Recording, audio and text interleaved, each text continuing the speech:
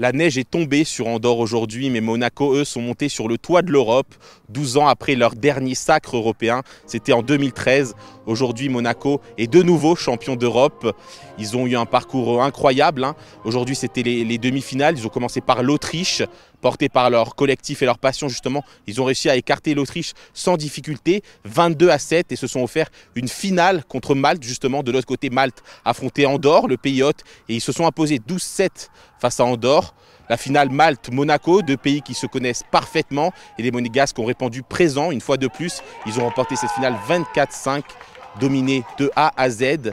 Un dernier exploit qui permet aux Monégasques de finir la saison de la meilleure manière possible. Vous l'avez fait, le taf là, maintenant il faut qu'on passe à un autre palier.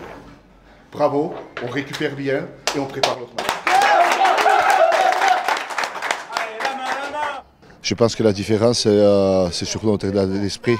On était prêts pour ce match-là, on a tout fait pendant la préparation et les joueurs ils ont rentré très motivés pour faire le doublé cette saison parce qu'on a gagné il y a 3 semaines et on a confirmé encore aujourd'hui. Moi je pense que c'est une saison très réussie. Là on continue le travail et je pense qu'on va encore gagner pas mal de titres et pas mal de tournois. Et il faut que surtout on travaille, on progresse et qu'on arrive à monter le rugby monégasque au sommet.